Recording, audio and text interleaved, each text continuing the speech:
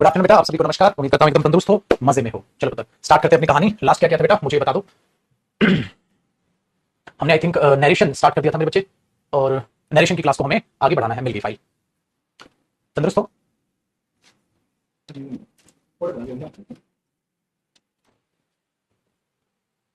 देखो बेटा, नरेशन में मैंने डायरेक्ट और इनडायरेक्ट स्पीच, आपका इंट्रोडक्शन हो गया था, रीनेम कराना है। ठीक है, मैं भी बताता हूं टॉपिक रीनेम बेटा।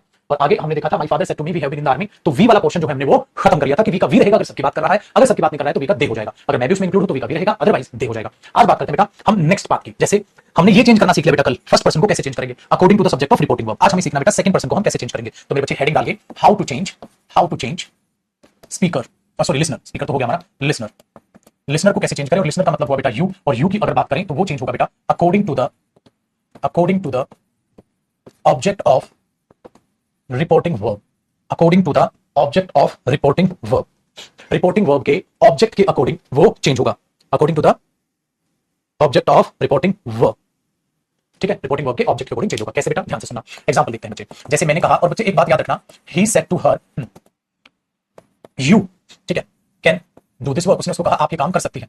बेटा बात ये है जानने वाली कि यू जो होता है वो सिंगुलर भी होता है, और यू जो होता है वो प्लूरल भी होता है। ये सिंगुलर प्लूरल में बदलता नहीं है, ये सिंगुलर और प्लूरल दोनों केसेस में सेम रहता है। सिंगुलर प्लूरल में बदलता नहीं है, सिंगुलर और प्लूरल दोनों केसेस में ये सेम रहता है। ठीक है, ये ध्यान रखना। तो आपने एक बात बताओ बेटा, जब आप इसको चेंज करोगे, सपोज आपने ही लिख दिया, टोल्ड लिख दिया, हर लिख दिया, दैट लिख दिया। अब बेटा यू की बात करो मेरे पुत्र, यू आपने किसको बोला होगा? उस लड़की को बोला होगा। देखिए ही के शब्द थे, ही ने उस लड़की को कहा तुम इस काम को कर सकती हो। तो ही के मुंह से, ठीक है, ही के मुंह से जब तुम निकला तो उस लड़की के लिए निकला होगा, तो इस लड़की को यू बोला गया होगा। अगर ये ही आई बोलता तो अपने लिए बोलता, यू बोलेगा तो सामने वाले के लिए बोलेगा, सामने कौन है? लड़की। इसलिए मैंने कहा बेटा जो रिपोर्टिंग वर्ब का ये ऑब्जेक्ट है उसके अकॉर्डिंग मेरे बच्चे यू चेंज होगा। तो ये यू किसमें चेंज होगा? यहाँ पर शी में चेंज हो जाएगा। ठीक है बच्चा, वेरी गुड। और कैन का क्या होगा? Could do. कैन का पास क्या है? कुड मॉडल में बताया था। और दिस का क्या हो जाता है बेटा? Past formation that. बहुत प्यारा बच्चा है, तो आप इसको ऐसे लिख लेंगे। Next example. लेकिन मैंने आपको ये कहा बेटा यू सिंगुलर या प्लूरल कुछ भी हो सकता है। अगर ये आ जाए ही सेड टू, हाँ he said to the students, he said to the students, हाँ कोमा इनवर्टेड कोमास, यू, अब इनको बोल दिए।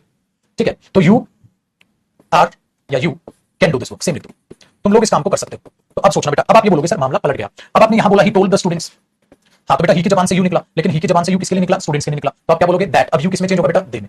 अब यू यहां ही या शी में थोड़ी ना चेंज होगा बेटा, क्यों? क्योंकि यहां पर स्टूडेंट्स क्या है पुत्र? प्लूरल। तो आप बोलोगे they could do that work. ये चीज यहां पर बनती है। ठीक है बच्चे, बहुत बढ़िया। कॉपी कीजिए, मैं तब तक आपका रीनेम कराता हूं। टॉपिक का नाम है नरेशन, आज का भी और लास्ट क्लास हुई है उसका रीनेम कर लो पैराजम्बल्स। हम वाले बहुत ठीक है। तो 5:30 बजे जो कल इनकी क्लास हुई है उसका है पैराजम्बल्स, और अभी जो इनकी क्लास हो रही है उसका है नरेशन। पैराजम्बल कल से ही चालू हुआ है, कल पैराजम्बल कर लो, और 12 बजे कल मैं रात में नरेशन। बस एक मिनट।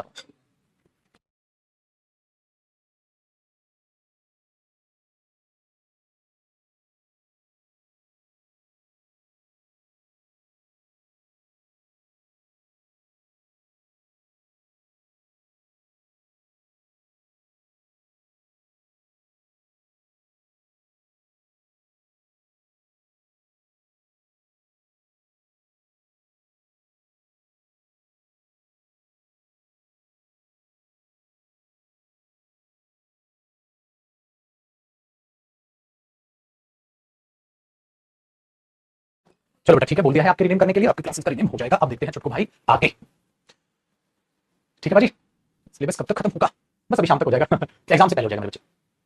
देखो बेटा, अब हमने क्या बोला कि तो ये हो गया। अच्छा अब एक नोट लिखना है बेटा।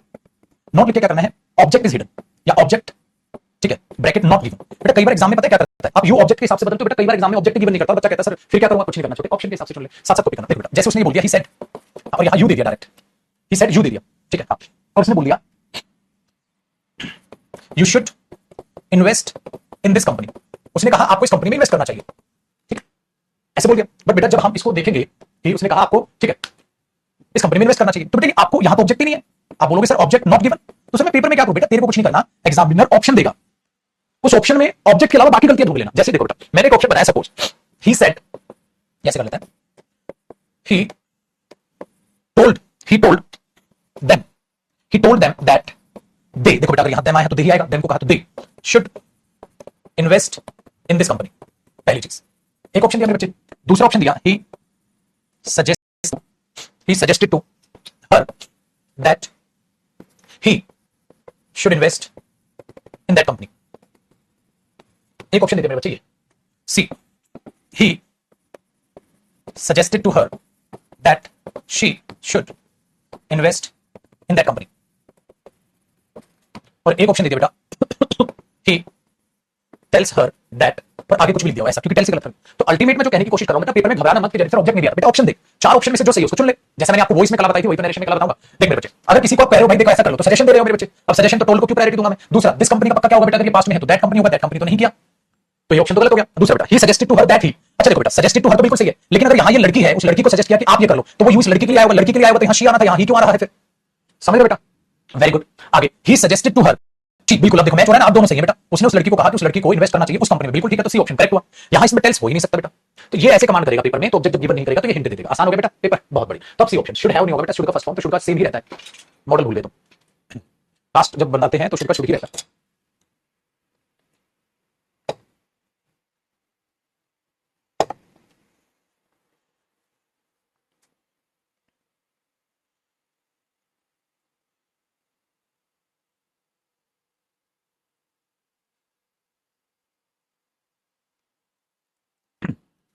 ठीक है जी, आगे देखो बेटा, अब बात करते हैं थर्ड पर्सन की। How to change third person. बेटा कोई भी चेंज नहीं, आप बोलोगे नो चेंज, थर्ड पर्सन को चेंज करने की जरूरत ही नहीं है बेटा, थर्ड पर्सन को चेंज करने की जरूरत ही नहीं है। कैसे सर? देखो एग्जांपल, अगर मैं ये कह दूं ही सेड टू मी, हाँ ही सेड टू मी, उसने मुझसे कहा शी विल हेल्प यू, वो लड़की आपकी मदद करेगी, ठीक है। अब मैंने बोला बेटा ही टोल्ड मी दैट, बेटा मैं शी को क्यों चेंज करूंगा? शी का तो शी ही रहेगा, क्योंकि उसने मुझसे कहा था वो लड़की, तो वो लड़की मेरे लिए भी वो लड़की है और उसके लिए भी वो लड़की है। मैं शी को ना तो इसके हिसाब से बदल सकता ना इसके हिसाब से, अब स्पीकर होगा तो इसके हिसाब से, लिसनर होगा तो इसके हिसाब से, वो तो बदल ही नहीं रहा, सेंस ही नहीं बनती बेटा उसकी बदलने की। Very good. तो आपने क्या किया? He told me that she, अब विल का क्या हो गया छुटकू? वुड हो गया, हेल्प। हाँ बेटा यू बदलेगा किसके हिसाब से? मी के हिसाब से, बताया था ना, तो यहां मी क्या हो जाएगा? तो आपने क्या सीखा? Third person no change. तीसरे पर्सन में बेटा कोई भी प्रकार का कोई भी बदलाव नहीं होगा, किसी भी प्रकार का कोई बदलाव नहीं होगा, ठीक है। आगे देखिएगा बच्चे, बताइए अब यहां तक कोई डाउट है तो, कोई तकलीफ, कोई समस्या कुछ भी है तो?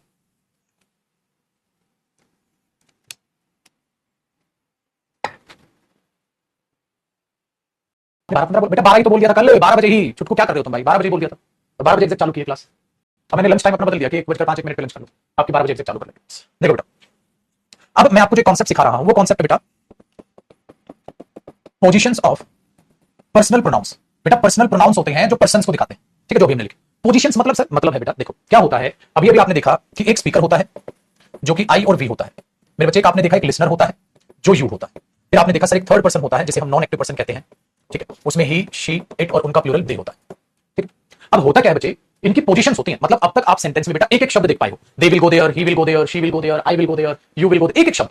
लेकिन क्या होगा मैं बोलूं I and you will go there या you and I will go there, क्या I and you will go there? आप बोलोगे सर कॉपी नहीं करना रफ है बेटा, सर क्या फर्क पड़ता है यू एंड आई बोल दो या क्या फर्क पड़ता है आई एंड यू बोल दो? मैंने बोला मेरे बच्चे फर्क पड़ता है, फर्क पड़ता है। आपने बोला सर क्या फर्क पड़ता है? मैंने बोला फर्क पता है क्या पड़ता है बेटा, ध्यान से बताता हूं आपको। फर्क ये पड़ता है मेरे बच्चे कि आप रेस्पेक्ट किसको कर रहे हैं।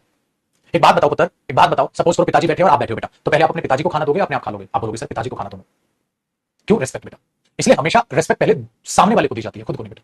मेरे सामने आप बैठे और मैं खाना खाना चालू कर दूं, गलत बात, मैं पहले आपसे पूछूंगा बेटा। इसका मतलब ये हुआ चुको, ये जो सारा का सारा खेल है हैशटैग रेस्पेक्ट का है, सारा खेल रेस्पेक्ट का। तो अब इससे आपको ये पोजीशंस देखनी होंगी वरना ये इफेक्ट डालेंगे यहां पर भी। तो ये दो केसेस में बढ़ते हैं बेटा, इनके दो केसेस। केस नंबर 1, जब आप कोई पॉजिटिव टॉक करो या आप कोई नॉर्मल टॉक करो, जब आप पॉजिटिव टॉक या नॉर्मल टॉक करो, कोई भी नॉर्मल टॉक या जब आप कोई पॉजिटिव टॉक करो, तो हमेशा रेस्पेक्ट पहले दूसरों को देनी चालू करो। सर आपने अच्छा काम किया, सर उन्होंने अच्छा और मैंने भी किया, अपने आप को सबसे पीछे रखो बेटा। तो आपने यानी कि सेकंड पर्सन को आपने यहां पर लिख दिया, सेकंड पर्सन आपने अच्छा काम किया यानी कि यू, फिर आपने बोला थर्ड पर्सन उसने भी अच्छा काम किया, और सबसे लास्ट में आपने क्या बोला? मैंने भी किया। आप उस बात में शामिल थे तो बेटा सबसे बाद में अपने आप को रखो और यहां लगा लो स्टार। क्यों? उसका एक रीजन कि वी रह गया। सर देखो यू यहां आ गया, थर्ड पर्सन यहां आ गया, मैंने अपने आप को सबसे पीछे रख लिया, लेकिन वी का क्या करूं? मतलब देख बेटा, अगर मेरे साथ दूसरे लोग भी जुड़े हैं तो बेटा मैं अपने साथ दूसरे लोगों को भी पीछे थोड़ा ना धकेलूंगा, तो गड़बड़ हो जाएगी वरना। क्यों? क्योंकि वी में तो यू भी शामिल हो सकता है। अब सपोज करो कॉपी नहीं करना बेटा, अगर मैं they and you they and we लिखूं या वी एंड दे लिखूं, देख बेटा अगर मैं वी बाद में करता हूं दे पहले रखता हूं, तो हो सकता है मेरे बच्चे उस वी में यू भी शामिल हो। इसका मतलब अगर यू भी शामिल है तो मैं दे के बाद यू को ले गया, और जबकि दे से पहले यू होना था। इसीलिए ग्रामर में सोचा गया ठीक है कि यार ये तो गड़बड़ हो जाएगा। इसका मतलब वी को हम पीछे नहीं रख सकते, आई को तो पीछे रख सकते हैं, लेकिन आई अपने साथ अगर दूसरों को जोड़ रहा है तो उसका सबसे पहले आना लाजमी है। क्या पता उसके साथ यू भी जुड़ जाए, और अगर यू भी नहीं है तो पहले हम तो बोलूं वी तो बोलूं, ठीक है, क्योंकि अगर मैं वी को पीछे ले गया तो मेरे साथ बाकी लोग भी बेचारे पीछे चले जाएंगे। अब आप बोलोगे सर वी को और आई को आपने स्टार क्यों लगाया? क्योंकि एक ही सेंटेंस में वी और आई अलग अलग तो होंगे नहीं, अगर वी आ गया तो आगे, आई आ तो सबसे पीछे, ऐसे बनती है चीजें। और ये बात प्रोनाउन में भी मैं आपको सिखाऊंगा, जिन बच्चों का प्रोनाउन नहीं हुआ, जिनका होगा वो ये जानते हैं, ठीक है। ये बात प्रोनाउन में भी सिखाई जाएगी, इसलिए आज के बाद क्या रखना है समझ गए सर। इसलिए क्या करो बेटा, कई बार बच्चा रखता है 231 धारा फाड़ में गई, गलत है। ये रूल वाले टीचर जिंदगी बर्बाद करने लग रहे हैं बच्चों की, ये रूल लपाड़े नहीं चलते। वी एंड डी की बजाय दे एंड वी सही कर दोगे 231 धारा मान के, तो ठीक है। देखो बेटा अब इस पे एरर भी आता है एग्जाम, जैसे एग्जाम में आ गया बेटा ही, हाँ, आई एंड यू, ठीक है, यहां पर डिड दैट वर्क, पॉजिटिव बात है बेटा, तो गड़बड़ क्या लिखी? You, he and I, did that work, ये होगा। ठीक है, दूसरी बात बेटा, case number 2। Sir case number 2 क्या है? केस नंबर 2 है बेटा कि केस नंबर 1 तो आपने देख लिया पॉजिटिव टॉक या नॉर्मल टॉक। केस नंबर 2 में क्या होता है? Negative talk. नेगेटिव टॉक का मतलब है बेटा कोई चोरी चकारी कर ली, नेगेटिव सिचुएशन, नेगेटिव टॉक या नेगेटिव सिचुएशन या नेगेटिव कंडीशन। अगर कोई नेगेटिव सिचुएशन है बेटा या नेगेटिव कंडीशन है तो आप क्या करोगे? अब किसी का सर फोड़ दिया, चोरी की, तो तुम ये बोलोगे तूने की थी चोरी? नहीं बेटा, हमेशा गलती अपने आप मान, हमेशा गलती अपनी मान। मेरे से गलती, मेरे से गलती, आपसे भी हुई थी और उससे भी हुई थी, हमसे हुई तो हमसे गलती हुई, हमसे गलती, गलती हमेशा अपनी मान। तो बेटा अगर आपसे हुई तो आपकी, हमसे हुई तो हमारी, मेरे से हुई तो मेरी, हमारी तो हमारी, आपकी है तो आपकी, और थर्ड पर्सन की है तो थर्ड पर्सन। तो गलती बिल्कुल बेटा सामने से ही चलेगी, सामने से मानते चले जाओ। गलती पहले दूसरे पे नहीं थोपते बेटा। इसीलिए यहां देखो बिल्कुल सेम रहा ये जैसा, ऐसा कैसे, बस। ठीक है, तो ये चीज आप अपने दिमाग में बैठा, बड़ा आसान हो गया, बहुत आसान। ठीक है, मैंने बोल दिया एग्जाम्पल ले लो, you, she and I are responsible for the loss. उस नुकसान के लिए हम जिम्मेवार हैं। तो बेटा ये तो फिर बात ये होगी, तो आपने क्या कर दिया? आपने क्या बोला? मैं, आप और वो। आ ही आएगा बेटा, इस मत लगा देना क्योंकि 3 लोग है ना, तो ये सही। अब आप बोलोगे सर इसमें क्यों बता रहे हो आप ये बात? पता है क्यों बता रहा हूं? अब आज बेटा, क्योंकि मेरे बच्चे नरेशंस में अगर पोजीशंस भी चेक करना, तो इसी के नीचे नोट लिखना, check the positions, check the positions in case of narration. Narration के केस में बेटा पोजीशन भी पेपर में चले ना, कई बार जब पर्सन बदलते हैं तो पोजीशन डगमगा जाती है। जैसे मैंने बोला बेटा, he said to me, comma inverted commas, you, she and I, you, she and I will go there, वहां जाएंगे। अब बेटा गड़बड़ ये हो गई छोटू महाराज, क्या क्वेश्चन चेक करो फॉर्मेट सही है? आप बोलोगे सर बिल्कुल सही है फॉर्मेट, यू पहले फिर शी और फिर आई, नॉर्मल टॉक है, बिल्कुल ठीक है, बिल्कुल ठीक। लेकिन जब आप इसको चेंज करोगे बेटा तो आप क्या करोगे? He told me that, you किसके हिसाब से जाएगा? आई के हिसाब से, तो आप आई कर लोगे। शी का क्या रहेगा? शी, एंड आई किसके हिसाब से चेंज होगा? ही के हिसाब से, तो क्या आएगा? ही। भाई पर्सन चेंज कर लिया आपने आसानी से, very good, would go there. लेकिन आपने एग्जाम में देखा सर ये तो पोजीशन डगमगा गई, क्यों? देखो एक नॉर्मल बात थी सर, हाँ, और नॉर्मल बात थी, ठीक है, तो गड़बड़ हो गई इसमें, तो आई पहले आ गया सर जबकि आई तो बाद में होना था। तो आप पेपर में ये वाला ऑप्शन मत चुनना, अभी तो आपको इसमें भी चेंज करने पड़ेंगे।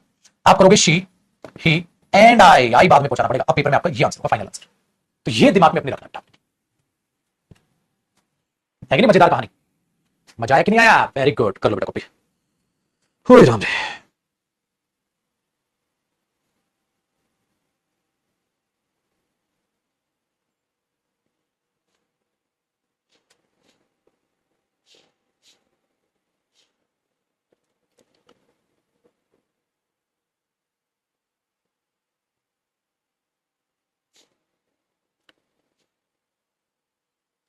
हो गया बेटा? बहुत अच्छा बेटा, ये भी हो सकता है यहाँ ही शी कर लो, शी ही कर लो, कोई दिक्कत नहीं, थर्ड पर्सन में कुछ भी कर लो, वो कुछ भी कर सकते। चलो बेटा, तो जब भी आप पोजीशन चेंज कर लें तो एग्जाम में पोजीशन चेक करो। नॉर्मल बात में यू पहले शी फिर चेंज होने के बाद ये आसान। आगे देखिए बेटा, तो हमारा फाइनली चेंज ऑफ पर्सन क्या हुआ? खत्म हुआ। अब जब हमने चेंज ऑफ पर्सन कर लिया बेटा, तो मैंने क्या बताया था नरेशन में क्या क्या सीखना है? ये रही कहा, सबको डिलीट कर देते हैं, ये रहा। मैंने कहा था आपको 1 2 3 4 5 ये चीजें सीखनी, तो आपने चेंज ऑफ पर्सन तो सीख लिया। अब बेटा रिपोर्टिंग वर्ब और कंजंक्शन की बारी, ठीक है? चलो डन बेटा, तो कॉपी चेंज कर लो। स्त्री पर्सन चेंज कैसे किया? पर्सन चेंज किया बेटा, पहले थर्ड पर्सन आएगा, बाद में आएगा ना अपने आप में, आए तो देखो बेटा, अब जो ध्यान रखना है आपने, वो देखना है हाउ टू चेंज, या हाउ टू सेलेक्ट कर दो, how to select reporting verb and conjunction, how to select reporting verb and conjunction. बेटा इसका एक डायग्राम समझाऊंगा, बड़े ध्यान से। होता क्या है बेटा, यहां पे एक सब्जेक्ट देखते हो, फिर यहां पर आप एक रिपोर्टिंग वर्ब देखते हो, फॉर्मेट यही तो होता है। यहां पर आप इसका ऑब्जेक्ट देखते हो, फिर कॉमा इन्वर्टेड कॉमास, यहां पर आप रिपोर्टेड स्पीच देखते हो। ऐसा ही तो करते हो बेटा, वेरी गुड। पुत्र होता क्या ना, इस रिपोर्टेड स्पीच में जो भी टाइप ऑफ सेंटेंस रहता है, जो भी टाइप ऑफ सेंटेंस रहता है, हाँ बेटा इस टाइप ऑफ सेंटेंस के हिसाब से रिपोर्टिंग वर्ब रहती है।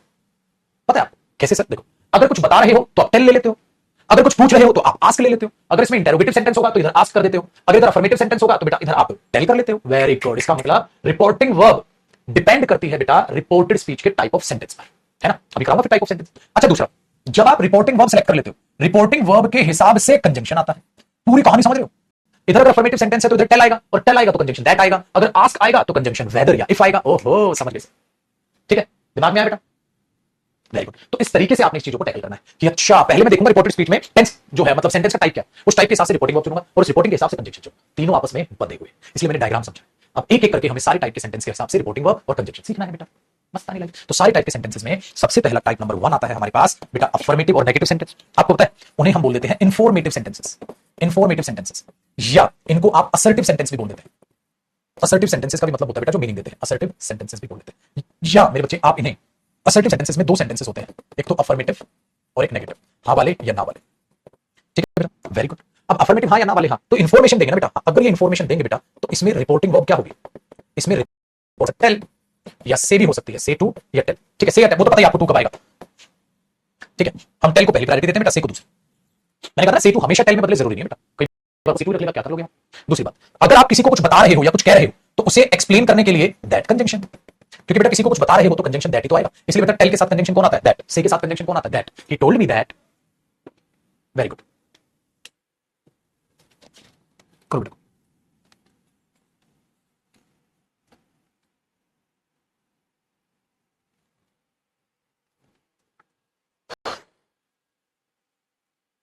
यूआई को चेंज कैसे किया समझ बेटा, कल की क्लास है, समझ कैसे आएगा जब रिवाइज नहीं करोगे। ठीक है बच्चे, अब क्या करना है, इसको एग्जांपल से समझना।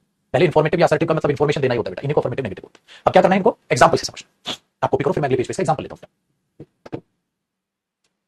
बाकी पेजेस को सबको डिलीट कर दे। एक हमारा ये पेज काम का है और एक हमारी ये पेज काम का। ठीक है बेटा, देखो एग्जांपल सुनो।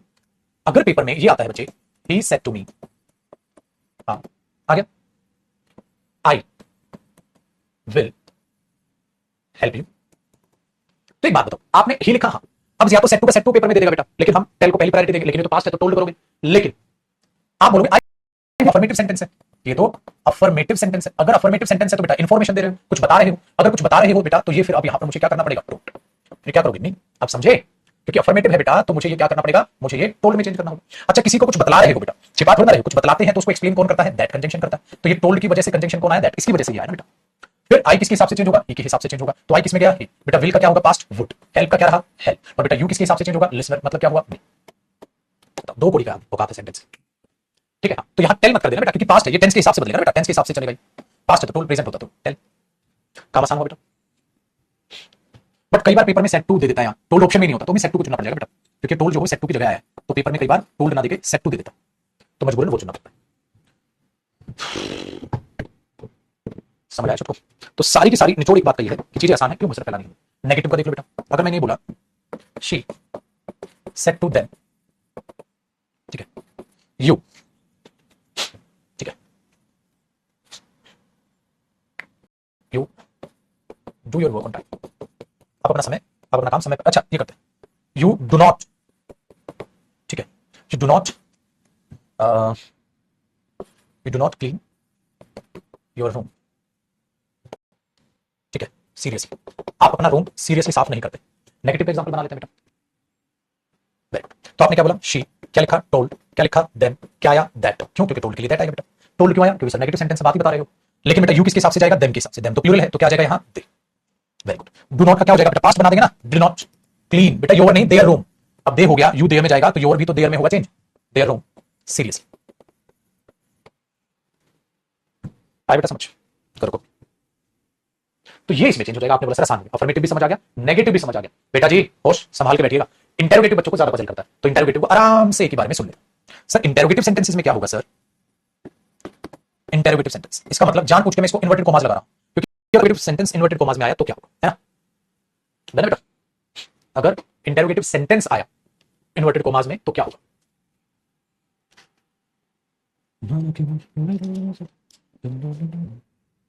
ठीक है। देखो क्या होगा बेटा, सबसे पहले तो इसका टाइप नंबर 1, क्योंकि इंटेरोगेटिव सेंटेंस कई टाइप के होते हैं ना। एक तो मैंने कहा था बेटा close ended, close ended questions मैंने सिखा रखा बेटा पहले। क्लोज एंडेड क्वेश्चन का मतलब यस नो क्वेश्चंस, याद है। हाँ, ये किससे स्टार्ट होते हैं बेटा, यस नो क्वेश्चंस, ब्रैकेट में लिख लेना। हेल्पिंग वर्ब आती है, फिर सब्जेक्ट आता है, फिर मेन वर्ब आती है, फिर बाकी कहानी और क्वेश्चन। ये होते हैं बेटा इनका फॉर्मेट, इसमें ध्यान रखना। ऐसे में क्या होगा, जो रिपोर्टिंग वर्ब होगी ना बेटा, वो रिपोर्टिंग वर्ब इसमें बनेगी आस्क, ठीक है। और आस्क के साथ, आस्क के साथ, आस्क का मतलब होगा ना पूछना। पूछा था, क्या पूछा उसने, मुझसे पूछा था क्या मैं, आस्क के साथ या तो इफ या वेदर कंजंक्शन आते हैं। ये ध्यान रखना बेटा, आस्क के साथ इफ या वेदर कंजंक्शन आते हैं, क्योंकि इनका ही मतलब होता है क्या, उसने मुझसे पूछा था क्या मैं वहां जाऊंगा, ये चीज। तो आस्क के साथ आते हैं इफ या वेदर, ठीक है बेटा। एडजेक्टिव, एडजेक्टिव में कवर होगा छुटकू, एडवर्ब, एडवर्ब में, और नाउन, नाउन में सुरेंद्र, ठीक है भाई। चल मेरे भाई, इसको देखते हैं, समझते हैं कैसे, कैसे सर। एग्जांपल देखें बेटा, देखना ध्यान से। जैसे अगर मैं ये बोल दूं, he said to her, he said to her, are they doing their work, क्या वे अपना काम कर रहे हैं, और क्वेश्चन मार्क दे दिया एग्जामिनर ने, are they doing their work, ठीक है। तो बच्चे दिक्कत क्या हुई, दिक्कत ये कि मैंने ही लगाया, अब क्या है बेटा, अरे पूछा है सर, बेटा टोल्ड कर दोगे पागल नहीं हो जाओगे, टोल्ड का मतलब तो बतलाना है, पूछा है तो आस्क्ड हो जाएगा, हर आस्क्ड, हर आस्क को भी टू की जरूरत नहीं है, याद रखना ये भी एरर आ जाएगा, ठीक है, आस्क्ड। अब मैं कंजंक्शन दैट लगा दूं, पागल हो गए हो तुम, यहां तुम टोल्ड कर रहे थे क्या, हाँ, तब यहां टोल्ड नहीं हुआ तो पगले वहां टोल्ड के साथ दैट आता है, तो यहां दैट क्यों हो जाएगा, गलत। तो ही आस्क्ड, उसने उससे पूछा था, क्या पूछा था बता भाई, उसने से पूछा था क्या वे अपना काम कर रहे थे, तो आपने आस्क के साथ सर आपने हमें समझा दिया इफ कंजंक्शन आता है या वेदर, दोनों आ सकते हैं, मैंने इफ लगा दिया। अच्छा बेटा इफ क्या है, कंजंक्शन, मेरे बच्चे कहानी बदल चुकी है, क्या देखो बेटा, कंजंक्शन के बाद कभी भी हेल्पिंग वर्ब नहीं आती, कंजंक्शन के बाद सब्जेक्ट आता है ना कि हेल्पिंग वर्ब, कंजंक्शन के बाद मेरे उत्तर सब्जेक्ट आता है ना कि हेल्पिंग वर्ब, तो आपने सब्जेक्ट लगाओगे, सब्जेक्ट लगाओगे तो सब्जेक्ट कौन है बेटा, दे, दे तो चेंज नहीं होना, तो आप यहां दे लगाओगे, बेटा ये बात पास्ट में है तो आर का क्या हो जाएगा, पास्ट वर्ब दे के साथ, तो वर्ब सब्जेक्ट के बाद लगाओगे डूइंग देयर वर्क, अब पूरा का पूरा पासा पलट दिया। अब बाद में क्या मैं क्वेश्चन मार्क लगा दूं, क्वेश्चन मार्क मत लगाओ क्योंकि अब वो क्वेश्चन नहीं रहा बेटा, नहीं रहा, क्यों, क्योंकि अब तो मैं आपको ये बता रहा हूं उसने उससे क्या पूछा था, ठीक है, एक बात बताओ, तो वो क्वेश्चन तो रहा ही नहीं, तो फुल स्टॉप आएगा, क्वेश्चन मार्क। जैसे बेटा मैं आपको बोलूं उसने मुझसे तेरा नाम पूछा था, तो तुम क्या मुझे अपना नाम बताओगे, मेरा नाम ना राज है, मैंने मैं तेरे से तेरा नाम नहीं पूछा, मैं तो ये बता रहा हूं उसने मुझसे क्या क्वेश्चन पूछा था। बेटा जब भी आप नरेशन क्वेश्चन वाले का चेंज करते हैं ना, उस नरेशन चेंज करने का मतलब तो पूछा था, मैं वो क्वेश्चन बता रहा हूं, तो इसीलिए इसको इसको क्वेश्चन इंफॉर्मेशन भी बोला जाता है, क्वेश्चन इंफॉर्मेशन या क्वेश्चन की इंफॉर्मेशन। मैंने आपको क्वेश्चन की जानकारी दी है, उसने उससे क्या क्वेश्चन पूछा था, उसने उससे क्या क्वेश्चन पूछा था, ये ध्यान रखो बेटा, मैंने सिर्फ और सिर्फ आपको उस चीज की जानकारी दी है, उसने उससे क्या क्वेश्चन पूछा था, समझे, उसने मुझसे क्या क्वेश्चन पूछा था, उसने मुझसे पूछा था क्या, बेटा इफ का मतलब यहां अगर नहीं होता सर, इफ तो हमने कंडीशनल पढ़ा था बेटा, इफ दो काम करता है, या तो कंडीशन बोलता है अगर मैं कहूं है ना, अगर तो मेहनत करोगे पास हो जाओगे, वो वाला इफ नहीं है, इफ के दो मतलब होते हैं, इफ का एक और मीनिंग क्या जाना, अच्छा अगर सर जब सर आस्क के साथ इफ आता है कि नरेशन में, तो मीनिंग क्या होता है हिंदी में, व्हाट नहीं क्या, तो उसने मुझसे पूछा था या उसने उस लड़की से पूछा था क्या वे अपना काम कर रहे थे, उसने उस लड़की से पूछा था क्या काम कर रहे थे, ये हिंदी मीनिंग हुआ सर। तो बेटा मैंने क्या सिखाई, अच्छा यहां पेपर में क्या इफ आ सकता है, हाँ वेदर भी आ सकता है, बिल्कुल, तो यहां क्या लगा सकते थे, वेदर भी लगा सकते थे बेटा, कंजंक्शन इफ भी लगा सकते थे, लेकिन अगर पेपर में दैट आता तो गलत, ठीक है, ऐसी गलतियां देखना, तो मैंने क्या बोला, जब भी क्वेश्चन दिखेगा ऐसा दो कुड़ियों का, if they were doing, whether they were doing, that नहीं आएगा, टोल्ड नहीं आएगा, टू नहीं आएगा, ये गलतियां पेपर में देगा। दूसरी एक और गलती क्या सिखाई बेटा मैंने इसी में कि कंजंक्शन के बाद बेटा फिर क्या आएगी, सब्जेक्ट आएगा, तो पेपर में एक और गलती क्या देगा, चलो उसको भी लिखा, पेपर में ये लिखा, ये गलत, इसके नीचे लिखा, पेपर में दे देगा इफ वर दे, ना ना ना ना ना ना ना, बेटा इफ क्या है, कंजंक्शन, क्या कभी भी किसी कंजंक्शन के बाद हेल्पिंग वर्ब आती है, नहीं आती। कल टेंस का याद है, वो टेंस का 45 नंबर क्वेश्चन जो कल यूट्यूब पर प्रैक्टिस करा रहा था टेंस की, क्या था वो, डस कटवाया था ना, क्योंकि वहां वाई कंजंक्शन था, कंजंक्शन है तो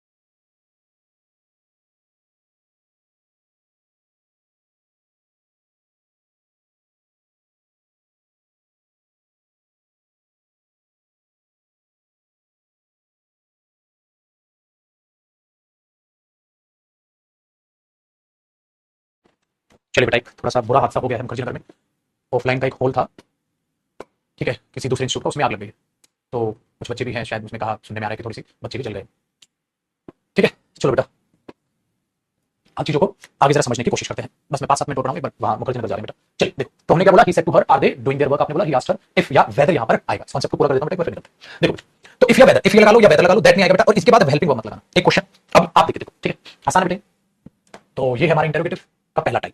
अब एक एग्जांपल और आप बना के देखो, देखो मैंने ये लिखा, he said to them, he said to them have you done your work, क्या आपने अपना काम कर लिया है, अब उसने पूछा have you done your work, ठीक है, अब आप क्या करोगे, आप देखोगे सर मैं पहले तो ही देखूंगा, मैंने एग्जाम में देखा क्वेश्चन है, तो मैं यहां पर क्या कर दूंगा, पास्ट, फिर मैं क्या कर दूंगा, देन, फिर मैं इधर क्या लिख दूंगा, इफ कंजंक्शन के बाद क्या आएगा, सब्जेक्ट, आसान नहीं हो रहा बेटा, यू किस में जाएगा, बेटा हैव किस में बदलेगा, एट में, फिर क्या हो जाएगा, डन, डन तो नहीं लिखा, हैव हैड डन हो जाएगा, यू किस में बदलेगा बेटा, देयर, सो बेटा बहुत ही आसान हो गया। तो दूसरा यहां विफ भी लगा सकता हूं, और या मैं वहां यहां पर मैं वेदर भी लगा सकता हूं, दोनों सही, ठीक है, राइट, तो ये चीज आपकी नहीं बेटा, कोई दूसरा इंस्टीट्यूट डन है,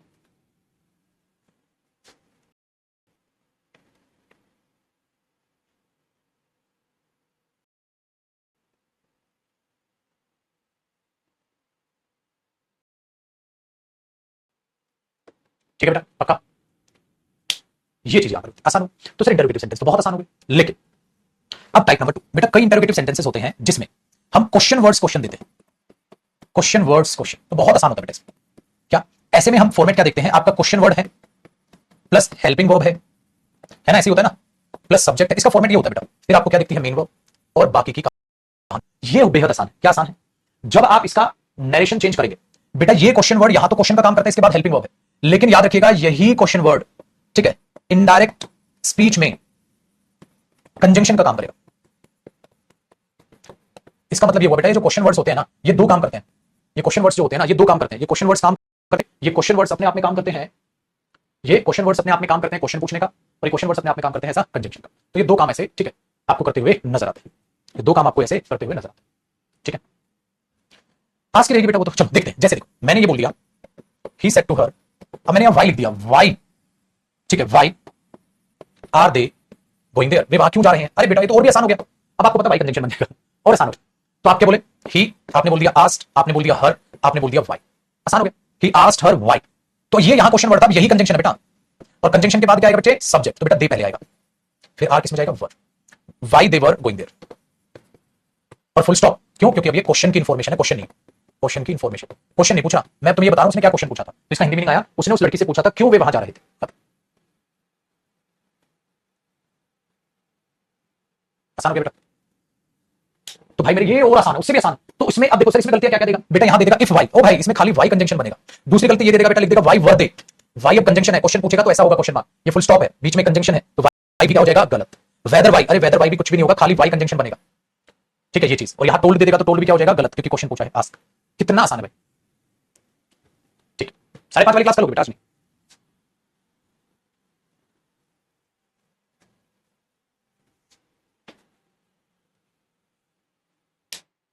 ठीक है, एक क्वेश्चन और देखो, तो बहुत आसान हो गया, अगली स्क्रीन पे तो क्वेश्चन वर्ड क्वेश्चन भी बेहद आसान हो गया।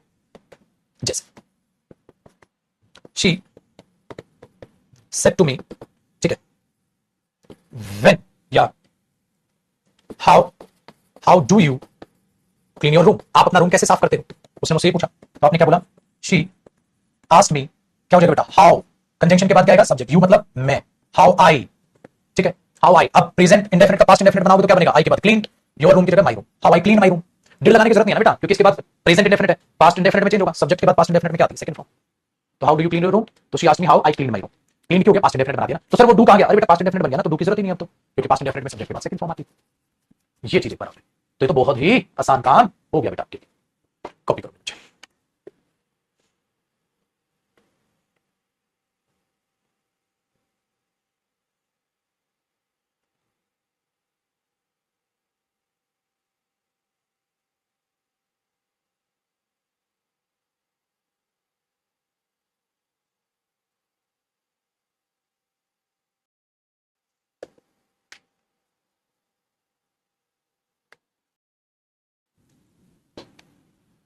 चलिए, तो ये है इंटेरोगेटिव सेंटेंस। तो कल की क्लास में हम करेंगे बेटा चालू इंपेरेटिव सेंटेंसेस का, कैसे आप नरेशन चेंज करते हैं। ठीक है, तो आज के लिए इतना ही, भागे और इसको रिवाइज कर लीजिएगा बेटा। अब हम कल मुलाकात करेंगे, ठीक है चिटको? कोई डाउट हो तो बेटा यहां तक बताइए, ठीक है? चलो खुश रहो, सुरक्षित रहो, मां बाप की रिस्पेक्ट करो बेटा, घर बैठ के आराम से शांति से पढ़ते रहो, सेफ रहो। Thank you.